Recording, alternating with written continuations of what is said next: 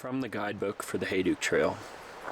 Warning, because of the extraordinarily challenging nature of this route, you must be an experienced backpacker in excellent physical condition before beginning the Hayduke Trail. The Hayduke Trail traverses a vast and rugged area subject to dynamic weather changes and conditions. Expect changes and hazards. Your safety is a matter of personal responsibility. Base your choices on experience, personal knowledge, a realistic assessment of your abilities, and the prevailing conditions. The information herein is not a substitute for your own best judgment. If you have any doubt regarding your ability to hike any of the segments described in this book, do not attempt them. Nope, unfortunately no.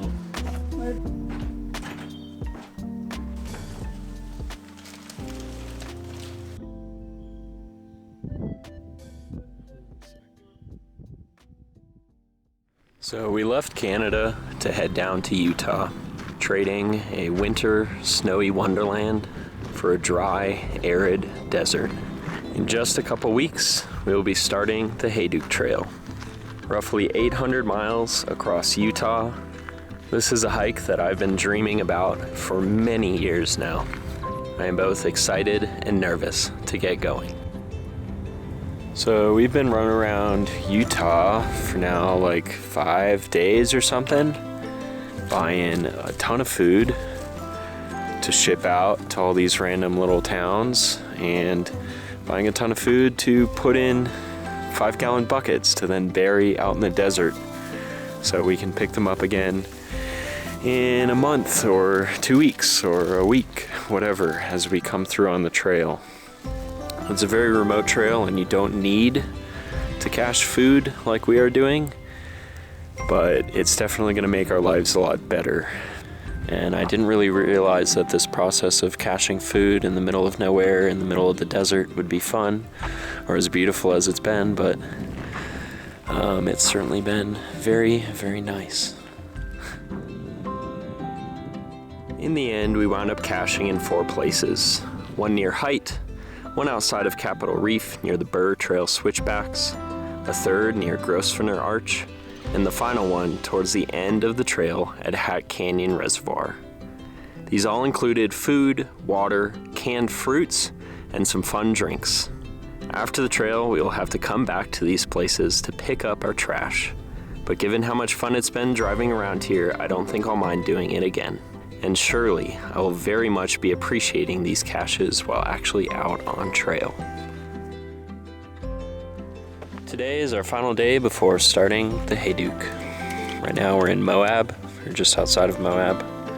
Our bags are all packed, our water bottles are full, and we set out tomorrow just afternoon.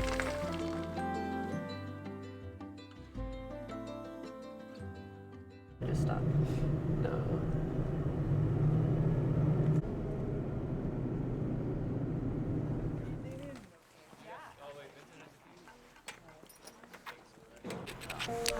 So we have officially begun the Hayduke Trail. Very exciting, very excited. We are starting with, I guess, like a little alternate right off the bat. I'm starting at Devil's Garden and kind of looping over to the official Hayduke. Super touristy, but that's, I think, super fun, because for the entirety of this trail we're probably going to see basically no one except the very beginning, Arches National Park, and then the very end at Zion National Park.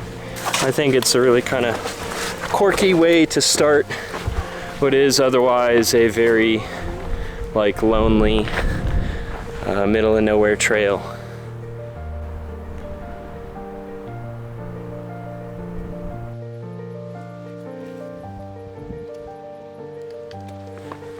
So for anyone who's unaware, the Hayduke Trail is about an 800-mile route roughly across southern Utah and northern Arizona. It starts at Arches National Park and it terminates on the western side in Zion National Park. We go through Canyonlands, we go through the Grand Canyon, and this is one of the, I believe, maybe roughest hikes, roughest trails in the US. First, it's not really a trail at all. So there's never really official designated trail. It's always just piecing together canyons, piecing together washes, maybe using some dirt roads here or there, but it is very remote through the middle of the desert. It is known for 30+ mile water carries, for heat, for exposure. But, I think that's also what makes it fun. I think this is something that I've dreamed about doing for an extremely long time, and I'm really excited to be taking it on. So if you do something like the Pacific Crest Trail, though very long and challenging in its own right, it's still fairly reasonable. You're hiking, there's plenty of information out there, there's plenty of other people out there, whereas the Hayduke Trail, sometimes you're hiking, and then from what we understand, sometimes you are scrambling or very loosely rock climbing. Sometimes you're sliding down washes into pools of water in deep canyons. There's maybe 20 of us out here this year, which in contrast to the Appalachian Trail, where there's 6,000, 7,000, 8,000 people out there. But it is the difficulty of this hike that, you're not ever just gonna start it and go. It requires a lot of planning, a lot of prior experience, a lot of forethought and consideration. It's something that I'm super excited for, and I've wanted to do for so long. And I think at this point, I am ready for it. I just think it's going to be awesome. Already, from what we've seen, it is just so unbelievably beautiful. So here goes, the Hayduke. Very excited. This trail starts in Arches National Park. And over the course of the next 800 or so miles, over the course of the next 2 months, we'll be passing through 6 national parks: Arches, Canyonlands, Capitol Reef, Bryce Canyon, Grand Canyon, and finishing in Zion. All in all, the Hayduke is entirely on public land, which is really, really cool. For the most part, the only permits you need to concern yourself before starting is the Grand Canyon, as you'll be spending about 200 or so miles within that park. All the others, Capitol Reef, Arches, everything else, you can either hike through in a single day, or the trail comes close enough to BLM land on the side where you can just dip off trail a little bit to camp outside of the park. So that's what we're doing. We have all of our Grand Canyon permits ready. Then for every other park, we plan on hiking through in a day or camping just outside the park boundary. Is it cold? Oh, is it? So how is it in there? I wish I had tightened my shoes. Ah, me too. It's danger. Yeah. This trail doesn't have one single official terminus, really. It kind of does, but people start all over the place. I'd say that there's about 3 different spots that most people will begin. We chose a very touristy one at Devil's Garden. That way we could see a little bit more of Arches, marvel at the red rocks, at the natural rock formations, and then meet up with the Hayduke a little bit down the line.